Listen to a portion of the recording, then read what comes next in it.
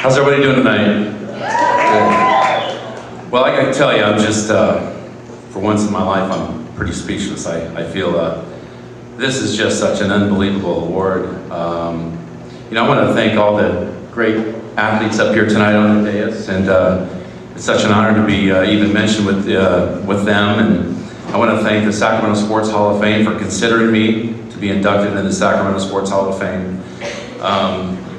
You know, I've been fortunate to play in some big cities of Los Angeles and Chicago and New York, and people would ask me where you're from, and I'd tell them I'm from Sacramento, and they'd say, well, why do you live there? And I almost try to think of reasons why I shouldn't tell them. I think the population is just fine like it is now here. But there's so many reasons why I'm so proud to be here from Sacramento. Love the people here, and I'll continue to live here for the rest of my days, that's for sure. I want to thank our comedian, Dennis, for getting on me so much like he did. And I saw Dennis in the green room. I didn't know where to step over him or put him on my shoulder and burp him. You know?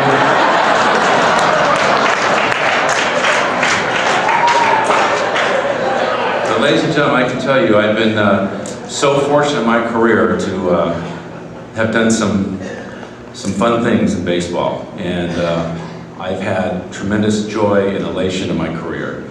But nothing has given me the joy that I have found in my two children, in Lauren and John. And I would like for you to meet two of the greatest kids ever, and also my son-in-law, Robert, if they would stand up tonight.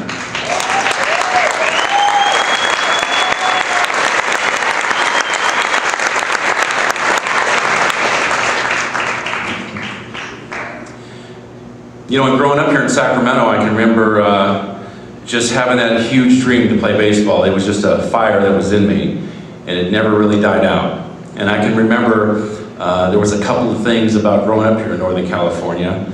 Watching the game of the week with my dad and my brother. Circle around baseball, there was two things that we loved about it. Number one is we loved the San Francisco Giants. And number two, we hated the Los Angeles Dodgers. And I can remember watching that rivalry between the Dodgers and Giants and turning to my dad and I said, Dad, you know, if the Dodgers ever drafted me, I would not play for the Dodgers for $1 million. That was Stephen Sachs, circa 1968. And then 10 years later, when those Dodgers drafted me out of high school, it took $985,000 less for me to sign with the Los Angeles Dodgers. Folks, when you're a busboy at the Pheasant Club restaurant and don't have much, I mean, $15,000 was rich, you know what I mean? After the government took their share, I bought my used Cutlass Supreme. I had my Angel Flight pants on that came just under here. I had my platform shoes and the wide-collared silk shirt with the Italian horn, the short crop leather jacket and the feathered hair. Jay Giles Band on the radio, and I was rocking. Oh yeah, I was rich. Of course, the next year that was all gone. But I really look back and I think about how we are just an example of the filters that we've had in our life. And there's some people that I really want to thank tonight for being so instrumental in caring enough about me to set me straight when I was young. And first I want to thank my coach Norman Marks at James Marshall High School. Such a great man of integrity and a wonderful person. He put me up on the varsity team when I was a sophomore. That year where I had shot up from 5'3" and I was a band nerd my freshman year. And all of a sudden the next year I came to school and people didn't even know me. They thought I was my brother David. And he enabled me to get on the varsity team and a chance to shine a bit, and it was just a great start for me. I know I was starting to get scouted that year, and that was such a great thing that Mr. Marks took enough interest in me to put me on that team. That scout that was scouting me that year was a man with the Dodgers named Ronnie King, who became like a second father to my brother and I. I can remember all those days in William Land Park when it was about 42 degrees outside in the winter. My brother and I, along with all the other minor league players, were out there trying to better ourselves in our short sleeves and didn't care. We just wanted to hit and run and get ourselves better. And Ronnie King was a man that was just amazing. He was like a second father to us. And he was a man that really gave us a lot of attention, and it made a big difference in us. It made us really strive hard to make it into the major leagues. Also, with some of the great teammates that I've had in my career, boy, I've been so fortunate to play with some of the greatest players that ever wore a uniform. And one of them is here tonight. And Dusty Baker, when I was with the Los Angeles Dodgers, he was the guy that took me under his wing. And I'll never forget the great things he did for me.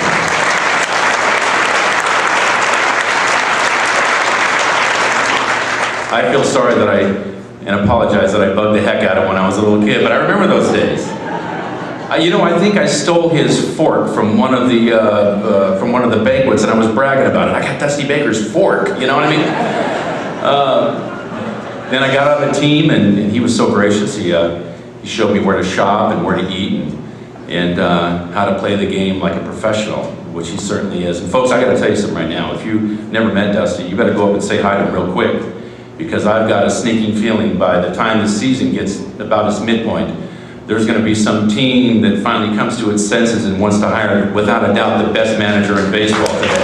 No question.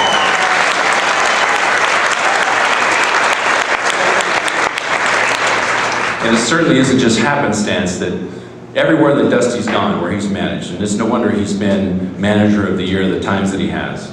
Every place that he goes, be it Chicago or Cincinnati or the Giants, wherever he goes, the man wins. He wins every single place he goes. And he makes a marketable difference in every team that he plays with. So I had a great opportunity to play with him, and it was just fantastic. Also with my family, as my brother mentioned, my parents left this world too soon. My father died in 1983 at the age of 47. I can remember the day when my brother and I were in Cincinnati, and we got a call. We got into Cincinnati at 2:45 in the morning from Atlanta. Got a call. Tommy Lasorda said, "Come to my room." And I thought I'd been traded because I was mired in that horrible slump of throwing the ball. And I got to the elevator, I opened the elevator, and my brother was there, and we both looked at each other, and we just said, "It's Dad." And we went to Tommy's room, and he was in tears, and he told us that we lost our father. So that was a tough thing, obviously, losing our father, who was such a great example of a man who was just steeped in dignity and never asked anything from anybody, but was a real man's man. And that's a great example he left us. And boy, my dad treated my mom like she was Cleopatra. If there's one thing my dad did great, he taught us how to treat your spouse, because he treated my mom like there was no other. I can remember this one day, me and my dad was a tough guy, he had a reputation all through school. Great guy, friendly, don't make him mad. So one day my mom walked into the kitchen, she was gonna make some breakfast, and my dad patted her on the hip, and he said, "Boy, just like it was 25 years ago, lover." And I remember I blurted out, "What a whim." I said this to myself. That's the relationship my parents had. Parents had been together since the 5th grade. And all too soon, my mom passed away from the flu at the age of 58 in 1997. So I don't care how old you are, folks, it's tough when you become an orphan. And there's a piece of you that never leaves when you miss your folks. And I know that if my parents were here tonight, they would be really, really happy. Also, I would like to say I want to thank my wonderful sisters. I have 3 great sisters. They've always been my most ardent supporters. My sisters have been fantastic. My youngest sister, Tammy, came down to LA to live with me after my father passed away in 1983, and she's been very special to me as well. My sister Tammy still works for me for my speaking business today. It's great, we don't have any HR problems, it's kind of a cool thing. I can remember my other 2 sisters, Cheryl and Dana, when they'd come to Candlestick Park, and boy, they were riding me big time. I mean, these fans loved to get on me when I was there. I always considered it quite a compliment, Even when somebody today comes up to me and says, "Steve Sachs, right?" I said, "Yes, sir, nice to meet you." He says, "I'm a Giants fan, I hated you." I said, "Thank you so much." Sign of respect. But I can remember my sisters Dana and Cheryl, boy, when these guys would get on me at Candlestick Park, and I'd look up there in the stands this one particular day, and there's my oldest sister Cheryl, above some guy that was really riding me, with a purse in her hand and her hand cocked and saying, "You don't even know him."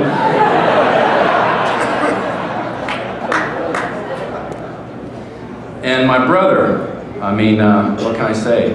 My brother has been my best friend my whole life. We were so fortunate to play Little League Baseball, American Legion, Babe Ruth League, high school. We played in the minor league baseball together. We played in the big leagues together. And a month before my father passed away, he got to experience watching his two sons play on the same team in the same game together as a member of the Dodgers. But my brother and I have had some great things together. And being in the minor leagues, and that's a tough time, what a great thing it was to have part of your family with you, to experience some of those down, hard times in the minor leagues. When I was going through that throwing problem, I know I could always go to my brother, and he would tell me the truth. Sometimes that's not all what you get in professional sports.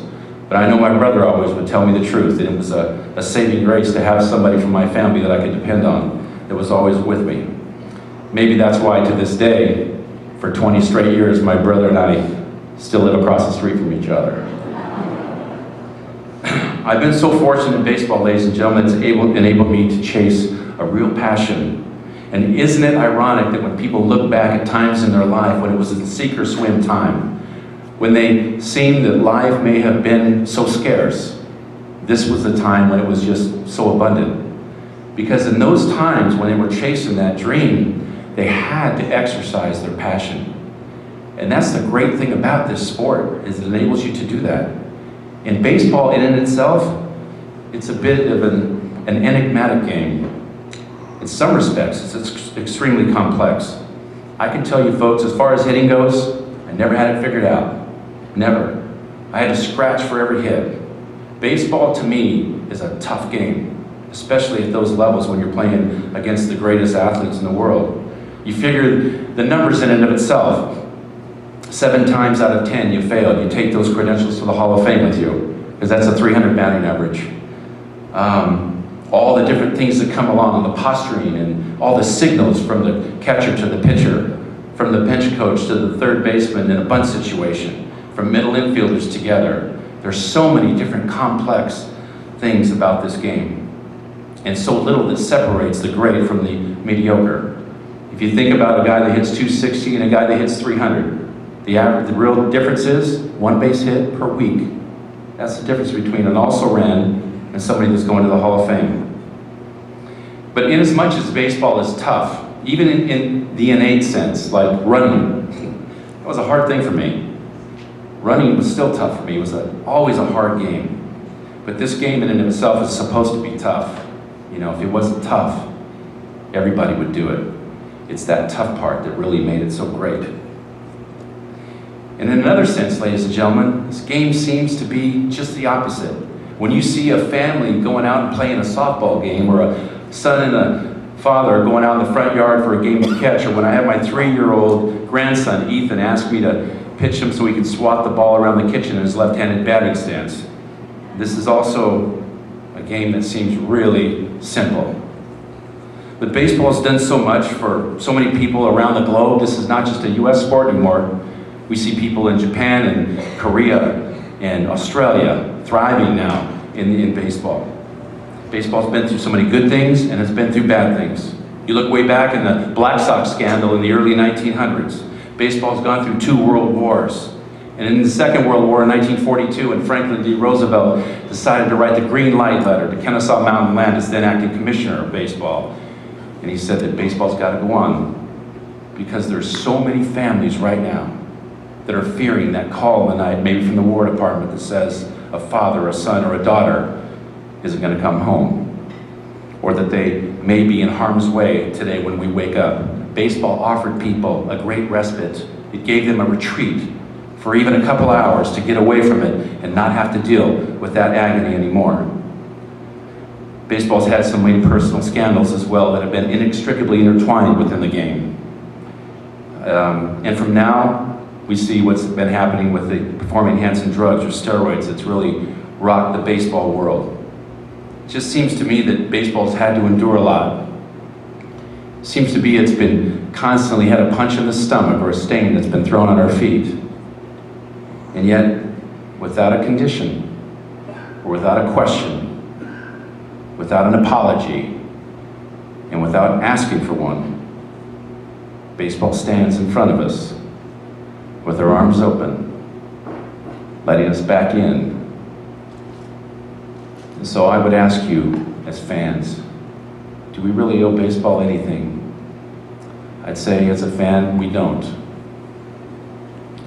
But to the people who play this game professionally, you do owe baseball something. You owe it two things. You owe it respect, and you owe it to protect its integrity without question.